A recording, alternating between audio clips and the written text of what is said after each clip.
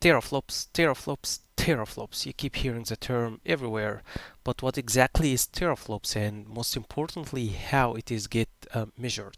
So basically, teraflops, like when you look into a car odometer, there is this maximum of what this car can reach. So, for example, some cars have it like 100 miles per hour or 160 uh, kilometer per hour. Other cars will have 120. Other cars have 260, 200, 280, or 85. Like this is doesn't represent anything except the maximum of what this car can reach.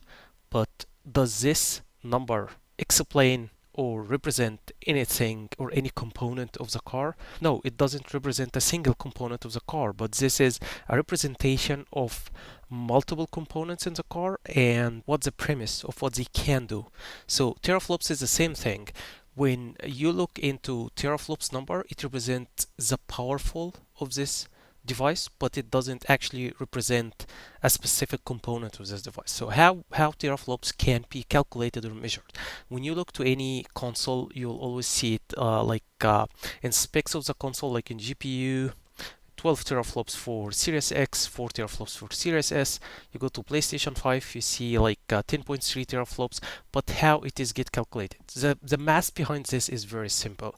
So you take the frequency of the GPU, which, for example, let's start with Series X, for example. So the frequency of this GPU is 1.825 gigahertz. When you measure teraflops, let's to simplify things, we do it in megahertz. So we take this 1.825 and we multiply this by the shaders. What is the number of shaders? The number of shaders is the number of compute units multiplied by 64. Why 64? Because 64 is the number of the threads in warp, and the warp in AMD is 64, but the warp in NVIDIA is 32. And when we speak about console, we usually speak about AMD. So we multiply this 52 by 64. So let's do it in a different way. So we take this 52 and we multiply it by 64. So the number of compute units multiplied by the number of threads in a warp. So to get the warp size, and we get this number. Then we multiply this number by by the frequency, which is 1.825 gigahertz. So to convert this to megahertz, we multiply by thousands, and it's 1825. We get this number. Then we multiply by 2 because we have 2 instructions. Then we get this number, and now this number is not in tera. This number is in mega. So we divide this by 6 zeros, and we get the teraflops 12.14, which is here is 12. Not sure why it says 12 here, but it is exactly, to be exact, is 12.14. We can try for something else. Let's say PlayStation 4.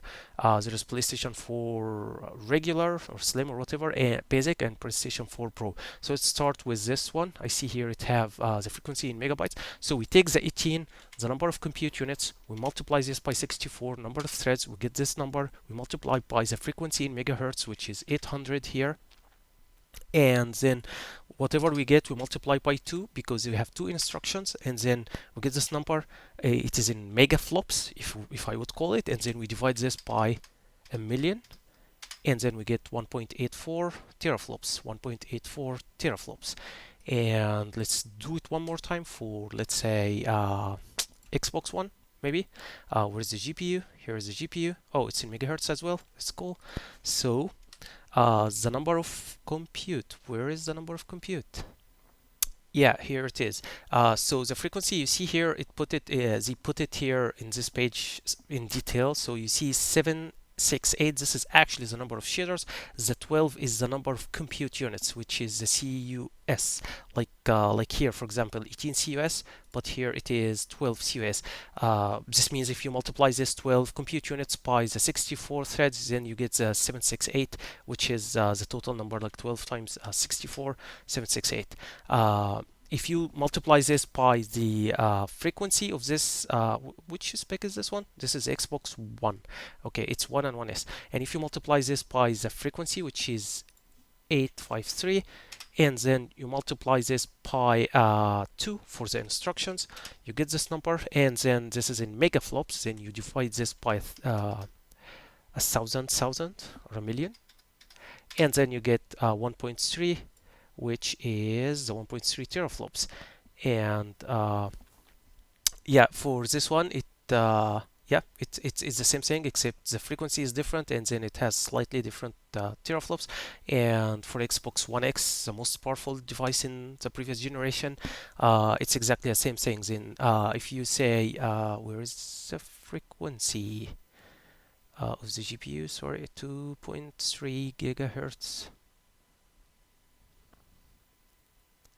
This is a CPU. Yeah, I doubt 2.3 gigahertz.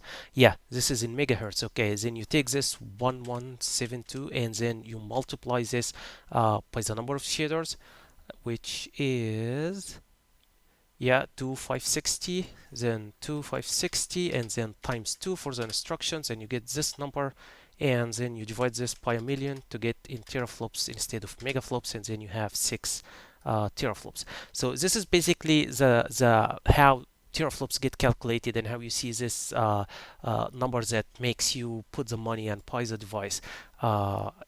It's this number is not an exact representation of a single component, but it is a representation of a total power of the GPU, in terms of how many shader units or shader compute units it has, and the number of instructions, and the number of threads that it can execute, and the total number of calculations that this GPU can deliver. So yeah, it's like a car odometer.